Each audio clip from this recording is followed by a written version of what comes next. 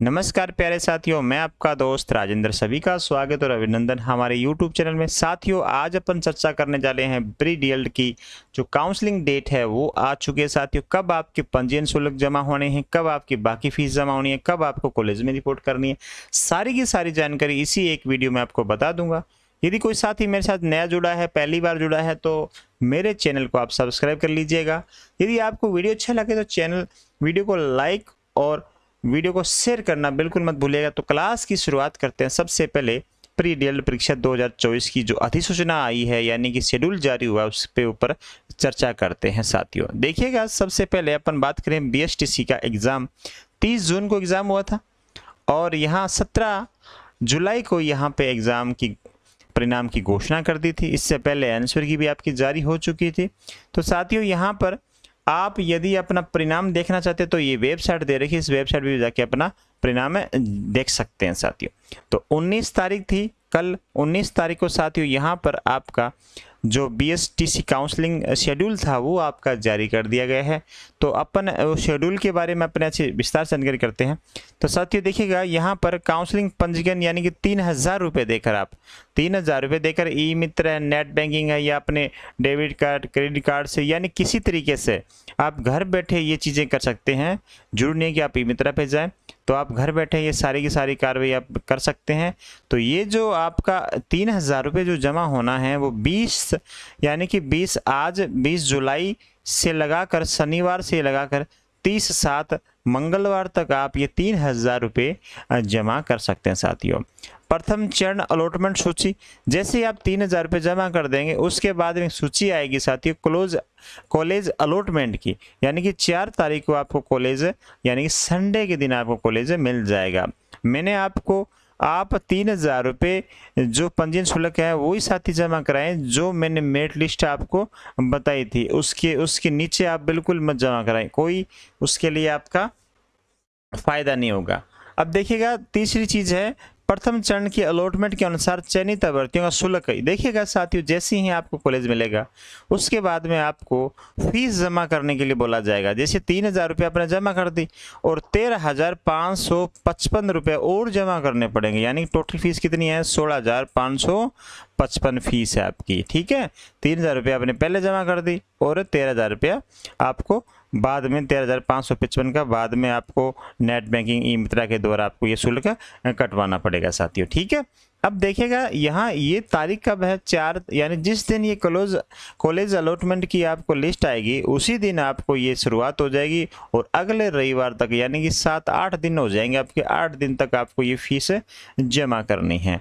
अभ्यर्थियों द्वारा स्वयं उपस्थित होकर आवंटित अध्यापक शिक्षा संस्थान में रिपोर्ट करना। साथियों, आपको जैसे ही आपकी फीस जमा हो जाएगी आप कॉलेज में जाएंगे। कब से कब तक जाएंगे? 5 तारीख से लगाकर 12/8 तक आप कॉलेज में रिपोर्ट कर सकते हैं। इसके बाद देखिएगा साथियों, शिक्षा संस्थानों द्वारा प्रवेशियों के दस्तावेज का सत्यापन एवं प्रवेश को अधिकृत पोर्टल पर ऑनलाइन सत्यापन करवाना। ऑनलाइन सत्यापन करवाना ये शिक्षा संस्थानों का काम है। ये 5 तारीख से लगाकर 12 तारीख तक ये साथ में ये कार्रवाई करते रहेंगे। संस्था द्वारा प्रमाणीकरण उपरांत अभ्यर्थियों द्वारा स्वयं के लॉगिन से प्रोविजनल प्रवेश स्लिप प्राप्त करना। ये भी वो सेम डेट है, 13 तारीख लास्ट डेट जो मंगलवार तक बढ़ा दी है इसकी। और अपवर्ड मूवमेंट, यानी कि आपको कोई कॉलेज दूर मिल चुका है, आप चाहते थे कि आपका नज़दीक का कॉलेज आपको मिले, तो आप अपवर्ड मूवमेंट के लिए आवेदन कर सकते हैं, जिसकी दिनांक आपको 14 अगस्त बुधवार से लगाकर 16 शुक्रवार तक आपको ये समय दिया गया है। अपवर्ड मूवमेंट उपरांत परिणाम की घोषणा, जैसे ही अपवर्ड मूवमेंट हो जाएगा आपका परिणाम 19 तारीख घोषित कर दिया जाएगा और अपवर्ड मूवमेंट के बाद आवंटित संस्थान में रिपोर्टिंग की तिथि, जैसे आपको कॉलेज मिल जाएगा तो आप 20 तारीख से लगाकर 22 तारीख तक आप कॉलेज में रिपोर्ट कर सकते हैं।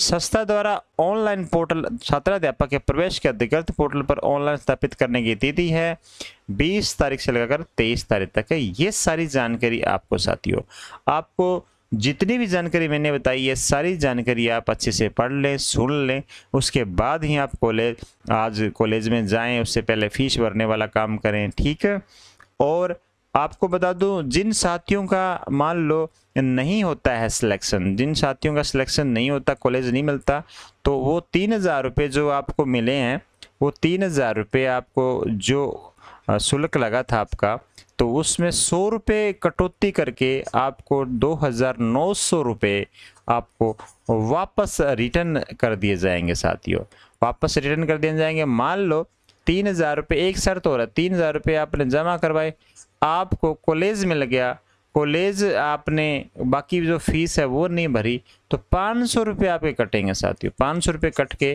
2,500 रुपये आपके अकाउंट में रिटर्न कर दिए जाएंगे साथियों। ये थी आज की पूरी जानकारी। बाकी ये सारे जो काउंसलिंग प्रक्रिया है तो दिशा निर्देश दे रखे हैं, दिशा निर्देश में कोई भी खास बात आपको नहीं बताई गई है।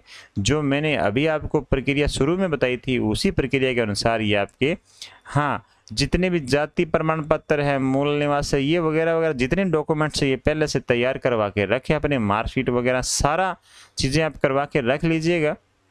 जाति प्रमाण पत्र जैसे 6 महीने से पुराना नहीं होना चाहिए, मूल निवास तो चलो एक बार बन जाता है।